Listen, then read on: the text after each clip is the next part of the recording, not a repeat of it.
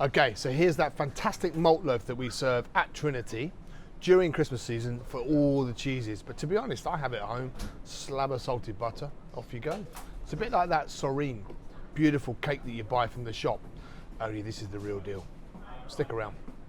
Okay, so here's my fantastic ingredients. Lots of dried fruit, dried cranberries for the season, dried raisins. We've got a bit of chopped peel as well.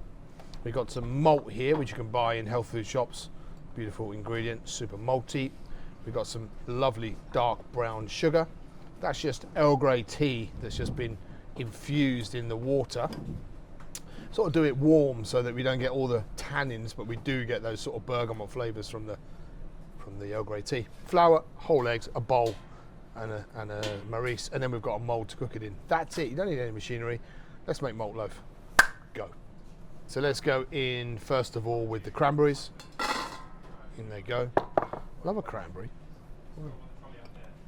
In goes the sultanas. I reckon I prefer this over a normal Christmas cake. In goes the candied peel. In goes the soft brown sugar. In goes that malt. Really important, this part of it, the malt. Don't use treacle, don't use honey. It needs to be malt, which you can buy all anywhere now. Really good product. Right, in goes that Earl Grey tea, minus the tea bags. That'll be horrible. Don't do that. Right, give that a good mix. Bring that all together. Soak that.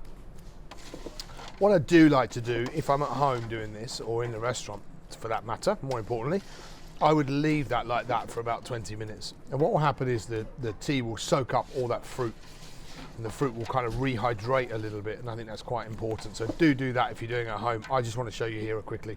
You don't want to stand there listening to me for 20 minutes. So in goes the flour, like that. Bring that together. Bring it not all the way together, just halfway. And then we go in with our eggs. Simple. 2 eggs go in. We bring that together. Nice, dark, rich cake. This freezes really well, so you could almost make a double batch, do it at the same time, freeze one nicely, bring it out on Boxing Day, Christmas night. Bit of Stilton, bit of Roquefort, bit of Comté cheese.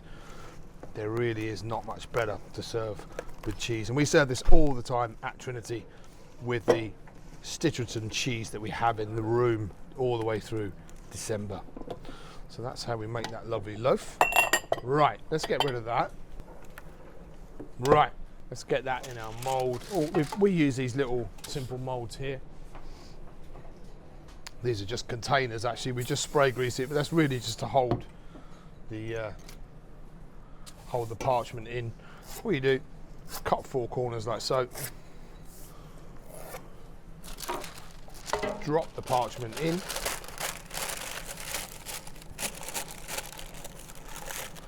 It will fold in nicely on itself. You should give this one a go. It's real simple.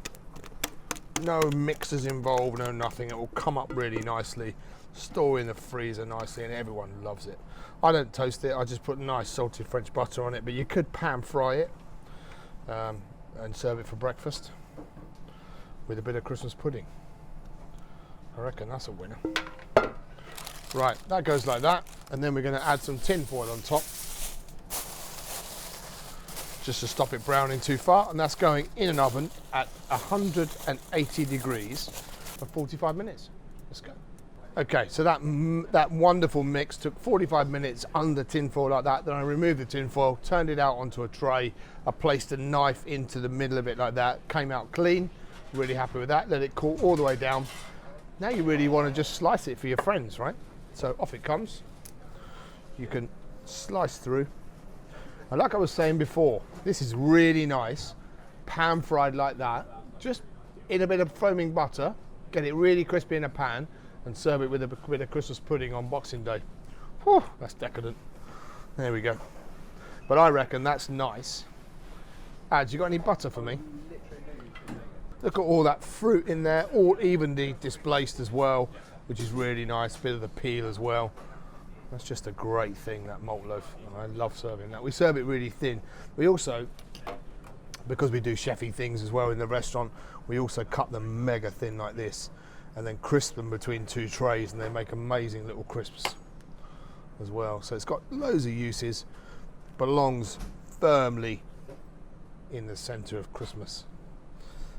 And I love this dish. So there we go. There's our malt loaf. I've got a little bit of Roquefort here as well, just to test the theory. Purely research, don't forget. There we go. Let's try that. Do you want to share that, Ads? There you go. Bit of malt loaf with a bit of Roquefort. Tiny bit of it. Cheers. Happy Christmas, Ads.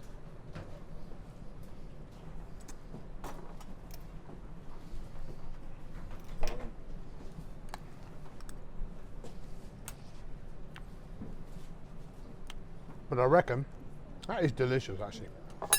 But the right way to eat malt loaf is with too much butter, like so,